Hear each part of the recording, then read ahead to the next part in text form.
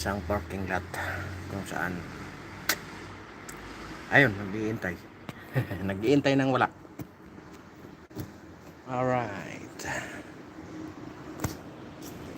Ayan, mega love shout out po sa inyong lahat. Ayan.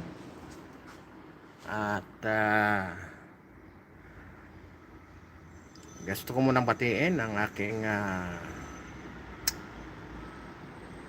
nanay. Yan, mami. Yan, happy birthday po. Alright, ingat po kayo lagi. Ang inyong pasuway na anak. Alright, mega love shout out po sa inyong lahat. Mapagpalang hapon. Ngayon ay dito ako sa isang parking area kung saan nag-aantay sa aking pasahero. Yan, tahimik dito kasi pumasok ako dito sa loob. Alright, magandang hapon po sa inyong lahat. At siyempre sa lahat ng naaabot ng live na ito, ayan, mega love shout out po sa inyong lahat. Alright, yan, gusto ko lang i-flex sa inyo, no, ang ating marami akong pang upload. Gawa ng nagka-problema ang ating channel ay siyempre di ko muna ina-upload, right? At gusto kong pag na ano na tayo, naayos na, mas magaganda na ang inyong makikita. At ngayon mayroon pa akong isang na pinag-aaralan ko pa kung paano gagawin. Gawa ng siyempre baguhan lang tayo, mag-change na tayo ng gusto kong ipakita sa inyo yung mga magagandang view dito sa Pilipinas, kung saan hindi nyo na hindi nyo na kailangang hindi nyo na kailangang gumasto ng daang libo or mag-expense kayo ng napakahabang oras ng eroplano para lang mapuntahan nyo yung mga magagandang pasyalan sa iba't ibang lugar, no? Iyon, siyempre hindi naman natin sinasabi na wag na kayong pumunta sa iba't ibang bansa, no? Inaano natin, kumbaga, ang sa amin naman ay ang sa akin naman, gusto kong i-promote yung sariling atin, no? Sa lalong-lalo na yung mga lalong-lalo na yung mga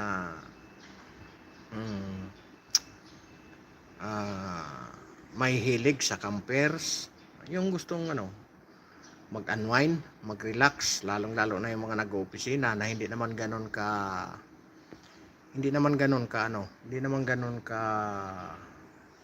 laki yung kanilang mga kinikita. Pwede pala. Kasi ako mismo nasubukan ko na di ganon kalaking halaga, may enjoy mo yung sarili mo, no? At the same time, napopromote pa natin yung sarili natin, natutulungan pa natin yung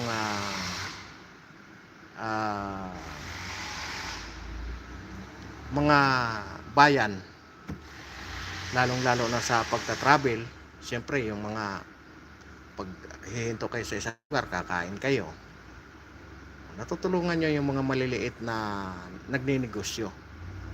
Ayan, pupunta kayo sa isang lugar, maggagasolina, pero gumagasto ka, hindi masyadong masakit sa bulsa. Kumbaga kayang-kaya ng iyong sinusweldo, no? Na nai-enjoy ka, di ba? Nai-enjoy tayo sa ating mga ginagawa. Kaya siguro sa ating mga kababayan na talagang may hilig naman mag-travel pero hindi nyo iniisip nyo na mahal, magasto, hindi na pala kailangan, hindi masyado. Mayroong mga i-search nyo lang kahit sa Facebook, i-search nyo yung tawag nito, yung mga camping site. Napakarami, no?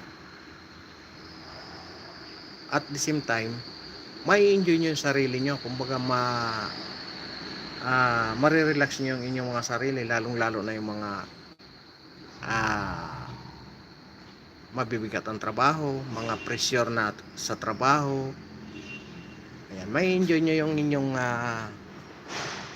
araw, di ba? Halimbawa may pasok kayo ng Lunes hanggang Biyernes, yung mga nag-oopisina. Ayan, ang pasok niya sigurado Lunes hanggang Biyernes. Bihira lang kayong may pasok na Sabado. Yan, yung mga nagko-call center, napaka-stress na trabaho yan. Hindi nyo kailangan gumasto ng malaking pera para lang para lang ma-relax yung inyong mga isip, no? Napakarami pala dito sa atin. Kumbaga hindi lang natutuklasan. Kulang lang sa tuklas. Yeah. Kumbaga kulang sa promosyon. Gawa ng siyempre hindi naman ganun kayaman yung mga probinsya. Yeah. Lalong-lalo na kung gusto nyo sa ilog, bandang Bulacan, napakarami diyan magagandang spot na talagang magi-enjoy kayo. Lalong-lalo na ngayon na tag-init, ano? Yan, yung mga mahihilig mag-camping, yung mga magagandang tanawin, napakarami, ano? Kaya abang-abangan nyo ang panibago nating pakikipagsapalaran sa mundo ng YouTube. Ayan, ipapakita ko sa inyo kung wala man kayong kakayanan, halimbawa nasa ibang bansa kayo, pwede nyong mapapanood sa mga susunod na panahon yung ating mapapanood yung ating mga paglalakbay.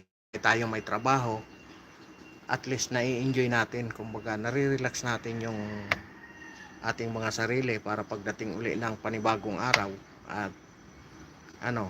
panibagong relax na naman uli, ano, panibagong pakikipag bakbakan na naman sa oras ng trabaho. Kaya yan, abang-abangan nyo, marami kayong maabangan, marami na akong pang-upload actually. Siyempre inaano ko lang para dumating ang araw na magugustuhan nyo. Pero siyempre hindi pa rin tayo mawawala doon sa politics, kasi siyempre nasa mundo tayo ng politics, pero hindi na ganoon ka hindi na ganoon ka extreme na tayo naman ay tututok doon sa araw-araw, kasi siyempre napakahirap ng ngayon, napakahirap ng lalong-lalo sa politics, maraming nasasagasaan, maraming kaya doon tayo sa enjoy tayo, yung utak natin na nakakapag-isip tayo kung paano makatulong doon sa ating mga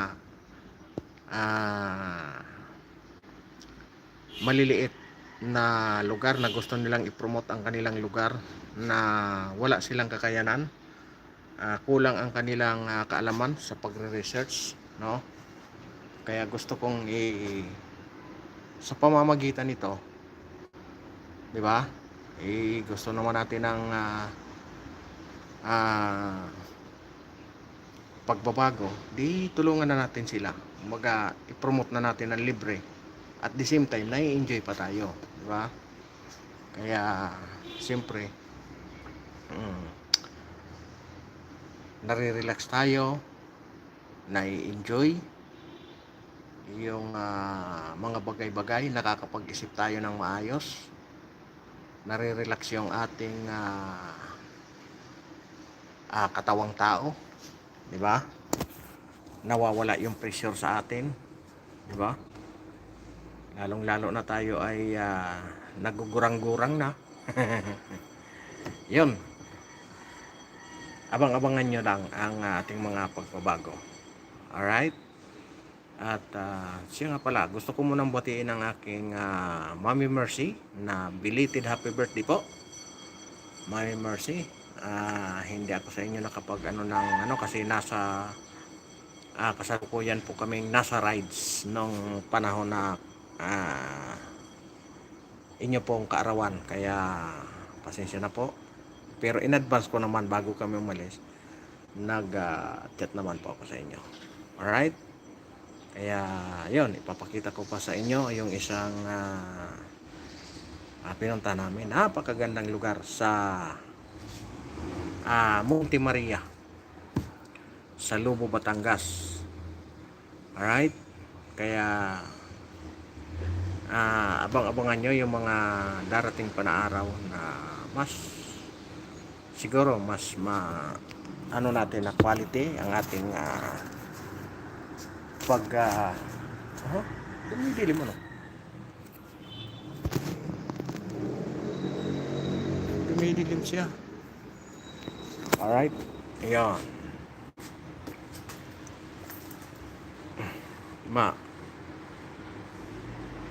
Napakaganda nung pinunta namin nung linggo.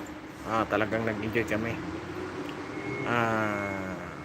Ginanap po kasi yung summer rides ng aming samahan.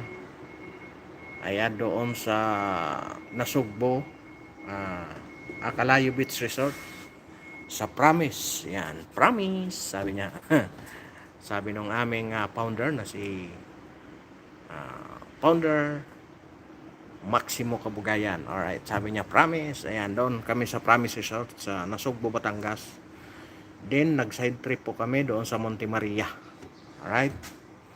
Yun ang aming mga activity nung Sabado at Linggo. Kaya po hindi po ako nakapag sa aking mami, nakapagbati ng Kaya maraming salamat po sa pangunawa. Alright. Ayan, may sumisilip tayong isa. Magandang hapon po sa inyong lahat. Ayan, abang-abangan nyo, no? Ipopromote natin yung mga nanlibre yun, hindi katulad ng iba na pumupunta doon para maglibre. Ayan, siyempre, kung sakali man, hindi tayo, pero hindi tayo hihingi, para lang malibre tayo. Kasi ang naman natin, ang purpose ay mag-enjoy at mag-promote, no, di ba? Tourist, ang ating ng goal ay ipopromote natin yung mga tourist attraction, di ba? Yung mga potential na tourist spot, tourist attraction. Yan, lalong-lalo na kasi napakarami pa lang ngayon ko nalaman na napakarami pala dito sa atin sa Pilipinas na mga campers, no? Doon ko nakasalamuha yung lahat ng klase. Doon mo makikita yung mga gamit ng mga campers na napaka simple, payak, pero talagang kumpleto sila. Kaya nga sabi ko, akala ko kumpleto na rin ako. Kasi sabi ko, may tulugan na kami, may tent. 'Di ba? Mayroon na kaming tulugan. Pero nung na-realize ko, nung kami na nagkita-kita ng mga kasamahan ko, ng mga riders, mga campers, ang dami ko pa palang kulang. Samantalang ang dala-dala ko halos ganyan na kalaking bag na napakalaking bag na ang dala-dala ko. Na-realize ko na pa nung nagkita-kita na kami, tapos kwentuhan, ay ano bang mga gamit mo, mga ganyan-ganyan. Napakarami ko pa palang kulang, kaya sabi ko, pag kinumpleto ko yan, nako, dalawa pa kami, siyempre dalawa pa kami, may angkas pa ako. Napakabigat na, kaya gusto kong gusto kong magbawas ng timbang para yung wala sa akin na timbang mapunta doon sa aking garahe, sa aking pangarga. At least hindi magbabago, hindi kawawa yung aming kabayo pagdating sa mga akyatin, sa mga rough road, sa mga lubak-lubak. Hindi naman magiging kawawa kasi lalong-lalo na sa susunod na Mayo 24 ay mayroon na naman kaming charity event sa May Purak, Pampanga. Yan. Diyan ipapakita na naman natin kung gaano tayo kasulid, kung gaano magiging matulungin ang ating mga kababayang kahit wala talagang pagdating sa pagtulong, napaka nila. Kaya alam nyo, nagustuhan ko yung riders group na ito. Kasi nga, bukod doon sa nag-enjoy ka na, nakatulong ka pa. Kaya nakita ko na ito, pupwede ako dito, pwede akong mag-enjoy at the same time nakakatulong tayo sa ating mga kababayan. Kaya abang-abangan nyo sa May 24, alright, ang ating charity rides. Ayan, nag-rides na kami, nag-charity pa. Ayan, at the same time na-enjoy kami kahit pagod ang aming katawang lupa. Nag-enjoy kami kasi makikita namin yung mga bukod doon sa mga kababayan natin na nangangailangan, na andun kami makikipagsalamuha, may enjoy namin yung araw na kahit pagod kami sa pagbiyahe ng napakalayo, pag sinalubong ka ng ating mga kababayan na makatutubo na, no, talagang nakakataba ng puso.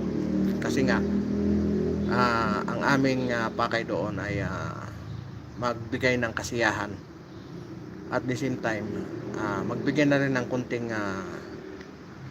tulong sa abot ng aming makakaya. Kaya sa susunod na May 24, gusto kong ipakita sa inyo ng live sa May 24 doon sa may Purak, Pampanga. Hindi ko alam kung may signal doon kasi kadalasan katulad nung sa Calayo Beach, sa Nasugbo ay wala pong internet. Kaya as usual wala akong wala akong may upload doon. Mayroon akong ma-upload doon pero nasa ko pa, kumbaga iniipon ko pa yon sa isang sa isang tawag nito, memory card. Ayan, may isang memory na akong pang-upload. Inaantay ko lang na maayos na yung ating channel. Kaya abang-abangan nyo, talagang mas magaganda ang inyong makikita, mga aerial shot. Ayan, ipapakita ko rin sa inyo yung bago kong katuwang sa pagbablog. Kaya nga siguro napaganda rin yung pagka nagka-problema yung YouTube channel ko kasi medyo nawala ng konti yung stress, nakapag-unwind at saka nakapag-prepare ako yung mga gagamitin ko pagdating sa ating pero makikita nyo naman yung parang hindi pa rin lalayo sa politics kasi makikita nyo yung halaga ng mga pinupunta namin na lugar, yung progreso. Kung makikita nyo ba yung progreso, maganda ba ang progreso, parang related pa rin naman sa politics kasi makikita nyo yung lugar. Kumbaga pag ang isang lugar ay progresibo, ibig sabihin maganda yung namumuno, di ba? Ganon lang ka yung ating pananaw doon, di ba? Kasi iba't iba. Simula nung napasok ako dito sa Inmax Elite Brotherhood, marami na kaming napuntahan na lugar na mga makita mo naman yung iba may mga progresibo din, yung iba talagang makikita mo yung mga daan rough road, no? Ngayon kayo na ang humusga. Alam mo, may napuntahan nga kami sa Bulacan na talagang baon-baon na yung gulong namin, pero enjoy pa rin kasi nga ang habol namin is makatulong, no? Kung makikita nyo, kaso nga lang nilagay ko lang siya sa short video. Kaya puntahan nyo yung mga short video ko. Mayroon doon mga kalukuhan, pero mayroon din doon ng mga yung charity namin sa Bulacan, mayroon yon nasa short video. Ayan. Kaya makikita nyo kung anong mga kaganapan. Ayan, nilagay ko lang sa mga short video, gawa nang hindi nga ako nag-upload dito. Pero abang-abangan nyo pag may mga pagkakataon na magla-live tayo, di ba? Yan, abang-abangan nyo lang ang ating mga pagbabago dito sa ating channel. Gusto ko mag-enjoy kayo, kaya naghanap talaga ako, nag-isip ako kung halimbawa kayo nahilig mo kayo sa politics, pasensya na kayo, medyo babago tayo, kumbaga 360 degree na magbabago yung ating magbabago yung inyong makikita. Kaya sana suportahan nyo ako kasi makikita nyo yung inyong pagsuporta ay hindi masasayang. Yan ang aking sa inyo, no? Yan ang aking ko lang sa inyo. na talagang hindi ko sasayangin ang inyong panonood dyan. Kumbaga, nag-enjoy kayo, nag-enjoy ako, at the same time, makikita nyo, hindi nasasayang yung inyong pagpanood, pagpunta sa channel ko, dahil makikita nyo na ang inyong pagsayang ng oras na manood dito sa channel ko ay makikita nyo napupunta sa mga lugar na dapat hindi man tayo mag-charity pag kami nag-rides, yung mga local na delicacy, local na pagkain, ayan, gasolina, makikita nyo na hindi sinasayang. Kumbaga, hindi yun pagsayang, kumbaga pag-promote yun ng lugar na aming napupuntahan. Promosyon yun na makikita nyo kung gaano ka-progreso ang isang lugar.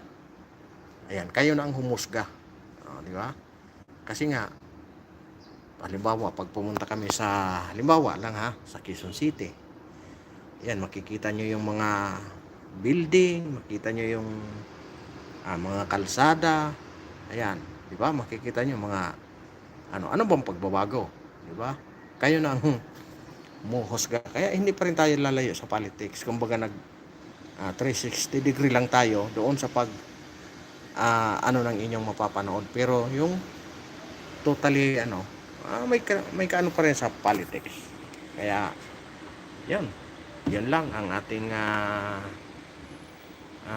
pinag-uusapan ngayon, yung pagbabago ng ating channel.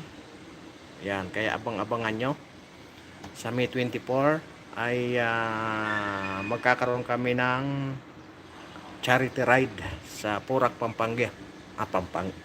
Pampanga. Di ba? Doon sa mga kaibigan natin na mga katutubo na Aita doon sa Purak, Pampanga. 'Yun ang aming next adventure. Adventure charity.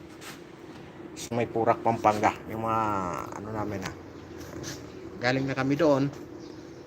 Kumbaga ngayon nagpe-prepare na kami ng mga pamimigay doon sa mga katutubong mga Aitas doon sa Purak, Pampanga. Kaya yon, at abang-abangan nyo, mas marami kayong mapapanood, lalong lalo na yung mga kapatid natin na mga kaibigan natin na mga OFW.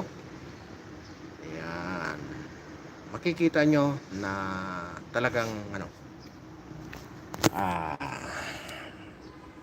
marami kayong makikita na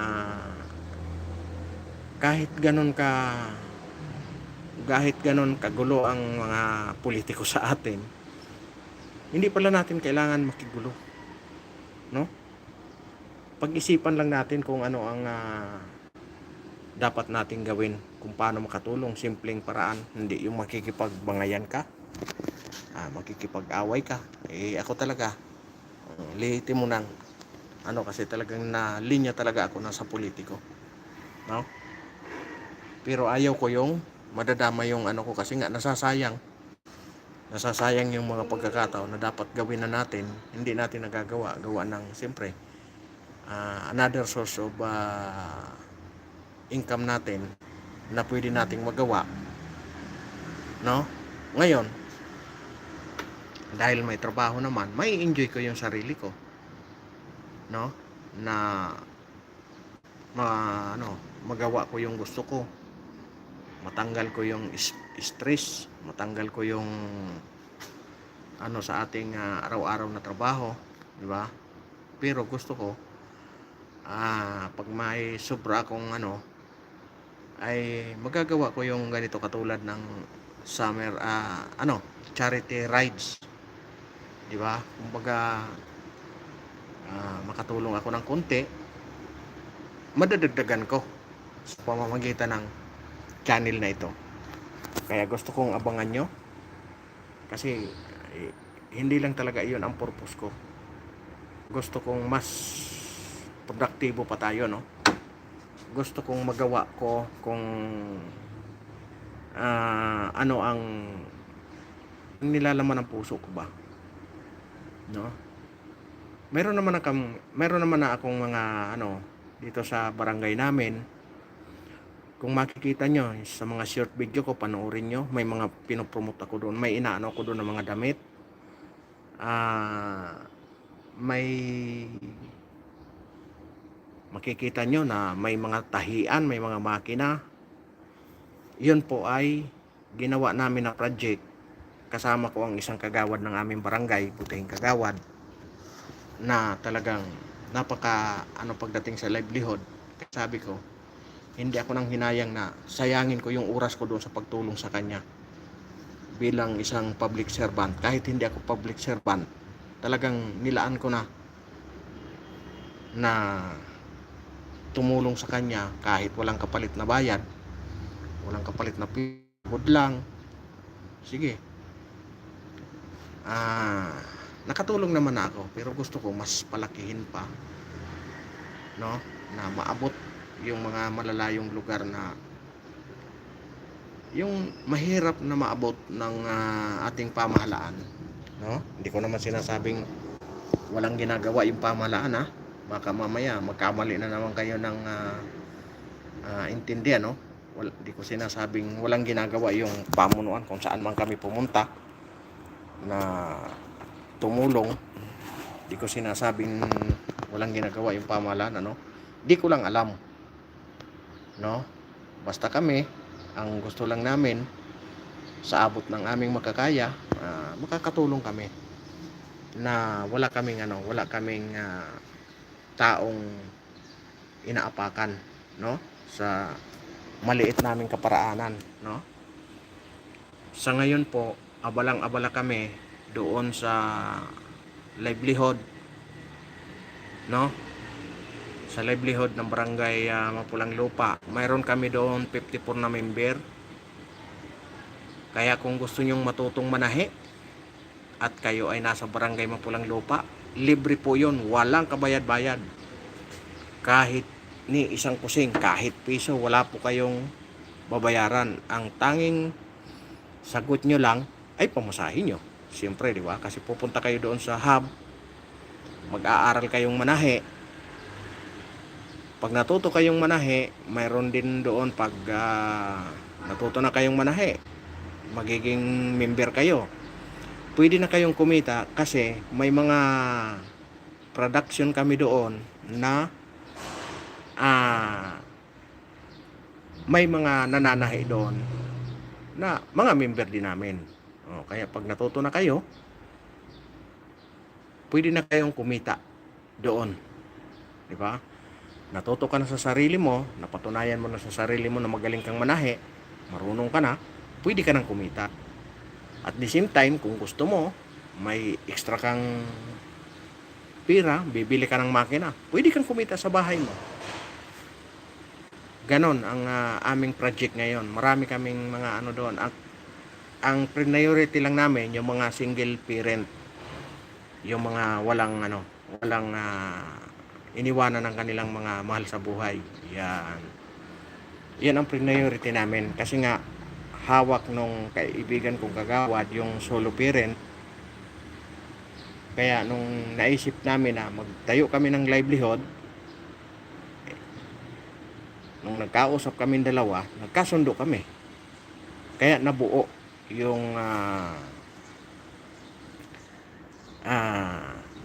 yung ganong klaseng sistema na pagtulong. Yon, di ba? Kumbaga, yung isip mo, tapos yung isip niya pinag-isa, napakalawak ng narating. Di ba? Hindi lang tayo sa kadadaldal sa politika, no? May nag-comment nga sa akin, naalala ko tuloy yung nag-comment doon sa isang live ko. Daldal ka ng daldal dyan, may naitulong ka ba? Kaya tumatak sa isip ko yun. Oo nga naman, di ba? Batikos tayo ng batikos. Napakarami dyan sa inyo, ha? Ang hilig mong batikos. Pero tanungin natin ang sarili natin, may nagagawa ba tayo? Di ba?